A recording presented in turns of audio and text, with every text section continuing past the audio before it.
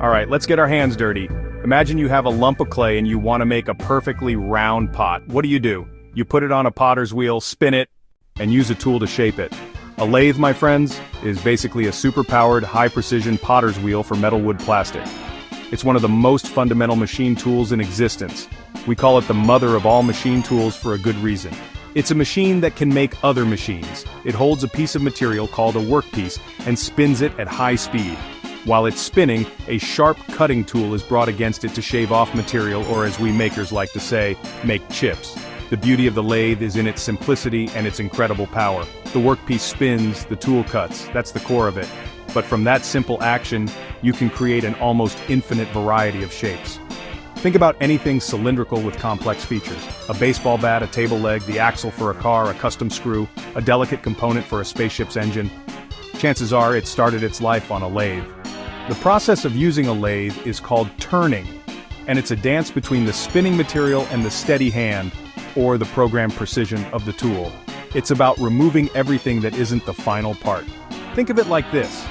You're a sculptor, but your chisel is a carbide insert, and your marble is a solid bar of aluminum or steel. The lathe gives you the power to control that process with incredible accuracy. We're talking about thousandths of an inch, dimensions so small you can't even see them. This level of precision is what separates a pile of raw metal from a functioning engine part. It's the difference between a rough idea and a finished, working object that can bear loads, withstand pressures, and fit perfectly with other components. It's pure mechanical magic, and it all starts with that spinning workpiece. The story of the lathe is the story of civilization. Seriously, the earliest versions date back to ancient Egypt around 1300 BC. These were simple two-person machines. One person would turn the piece of wood using a rope.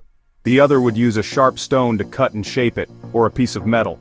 Later, the bow lathe let a single person spin and shape. Then came the pole lathe, often powered by a foot pedal, or a springy tree branch. For centuries, this was the peak of turning technology, used to make chair legs and bowls. The real game changer was the Industrial Revolution. Steam power changed everything.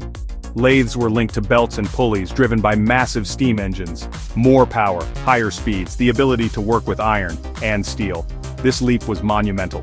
It enabled mass production of standardized, interchangeable parts. No steam-powered lathe, no railroads, no steamships, no modern factory machinery. One hero, Henry Maudslay. Around 1800 he developed the screw-cutting lathe. It introduced the slide rest. The cutting tool moved with mechanical precision, guided by a lead screw. You could cut perfectly uniform screw threads every time. Before Maudslay, nuts were hand-filed, bolts were hand-filed. After Maudslay, you could mass-produce identical fasteners. Fast forward to today, step into a modern machine shop. The fundamental principle of the lathe is the same. Spin the part, cut the part, but the execution is from another planet. The biggest evolution has been the introduction of computer numerical control, or CNC. Instead of a machinist turning cranks and levers by hand, a computer is in charge. An engineer or programmer writes a set of instructions, a G-code program, that tells the machine exactly where to move the tool, how fast to spin the workpiece, what path to take. The result is breathtaking precision and repeatability. This isn't to say manual lathes are gone, far from it. Every good machinist learns on a manual lathe to develop a feel for the material and the process, but for production, CNC is king. A CNC lathe can produce thousands of identical parts, each one perfect down to a fraction of a human hair's width. This has transformed industries like aerospace, automotive, medical devices. The complex turbine blades in a jet engine, the precision-fit piston in your car, the custom titanium implant for a hip replacement, these are all born on modern CNC lathes. The machine can perform a sequence of operations flawlessly, changing its own tools automatically from a turret. Modern lathes are also multi-talented beasts, multi-axis lathes, turn mill centers.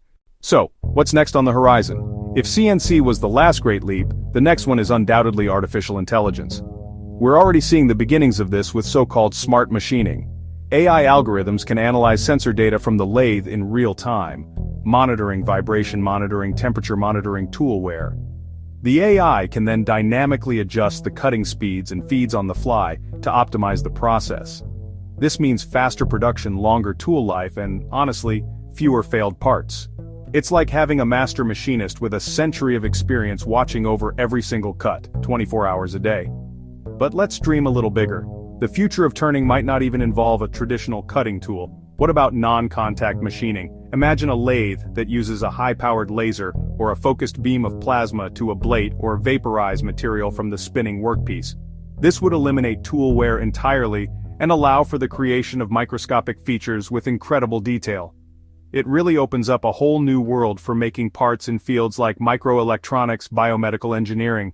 We could be turning parts at a scale we can't even see with the naked eye, building the components for the next generation of nanotechnology. Another exciting frontier is additive subtractive hybrid manufacturing.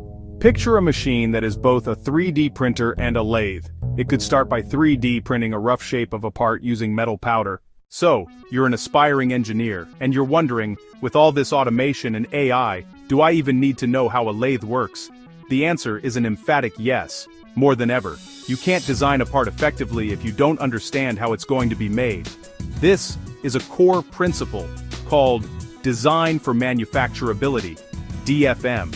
Knowing the capabilities and limitations of a lathe will make you a far better designer. You'll design parts that are functional, efficient, cost-effective to produce. You'll avoid creating impossible-to-machine features that will send your beautiful CAD model straight to the scrap bin. The hands-on skills are still vital. I believe every mechanical engineer should spend time on a manual lathe. You need to feel the difference between cutting aluminum, cutting stainless steel. You need to hear the sound of a sharp tool, the sound of a dull one. This physical intuition is invaluable. It builds a mental library of what works, what doesn't.